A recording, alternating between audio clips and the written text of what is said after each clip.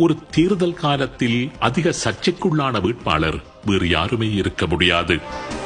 மூளைக்கும் வாய்க்கும் தொடர்பில்லாது அவர் உளறிக் கொட்டியது போன்று வேறு எந்த ஒரு வேட்பாளரும் தேர்தல் காலத்தில் உளறியதில்லை.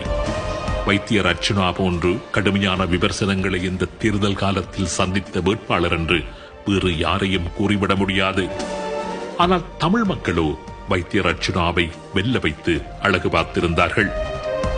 இத்தனைக்கும் அவர் யதார்த்தபூர்வமான அரசியலை பேசினாராக என்றால் நிச்சயம் இல்லை. தமிழ் தேசியம் பற்றிய வரவிலக்கணம் உரைத்தாராக என்றால் அதுவும் இல்லை.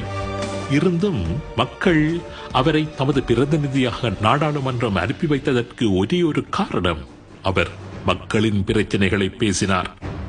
வைத்தியத்துறையில் அந்த மக்கள் நாளாந்தம் அனுபவித்து வந்த கஷ்டங்களை பேசினார். வைத்திய சேவை என்கின்ற விடயம் வியாபாரமாகிவிட்ட மக்களின் அந்த கவலையை அவர் பிரதிபலித்தார். தமக்கு ஒன்று என்றால் வைத்தியர் அர்ச்சுனா தமக்காக வந்து நிற்பார் என்கின்ற எண்ணத்தை சாதாரண மக்கள் மனங்களில் அவர் தனது செயல்களினூடாக விதைத்திருந்தார். வைத்தியர் அர்ச்சுனாவை தமிழ் மக்கள் வெல்ல வைத்ததற்கு இதுதான் காரணம். வைத்தியர் நாடாளுமன்றம் சென்று கோமாளி கூத்து ஆடுவார் என்று அந்த மக்களுக்கு நன்றாக தெரியும்.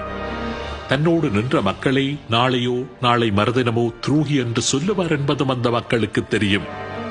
என்னை போன்று நீ டிகிரி முடித்தாயா என்று தன்னிடம் கேள்வி கேட்பவர்களை பார்த்து அவர் திரும்பி கேட்பார் என்பதும் அந்த மக்களுக்கு நன்றாக தெரியும். ஆனாலும் யாருமே பேசாத நிலையில் அந்த மக்களுக்காக, அந்த மக்களின் பிரச்சனைக்காக ஒருவன் துணிந்து நின்று பேசினான், கேள்வி கேட்டான், சிறை சென்றான், தனது பதவியை அவன் இழந்தான் என்ற அர்ச்சுனாவின் அந்த சீடுக்காகத்தான் மக்கள் அர்ச்சுனாவை தமது பிரதிநிதியாக நாடாளுமன்றம் அனுப்பி வைத்தார்கள்.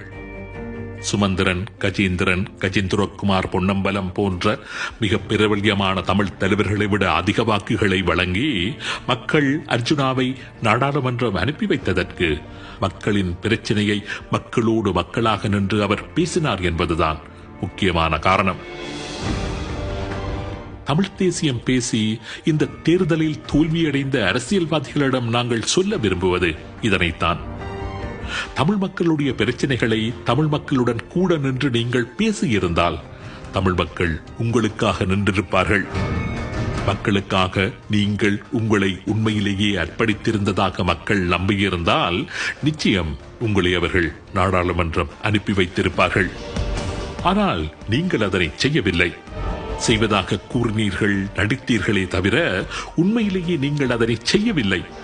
செய்திருந்தால் நிச்சயம் தமிழ் மக்கள் உங்களை தூக்கி வீசி எறிந்திருக்க மாட்டார்கள்.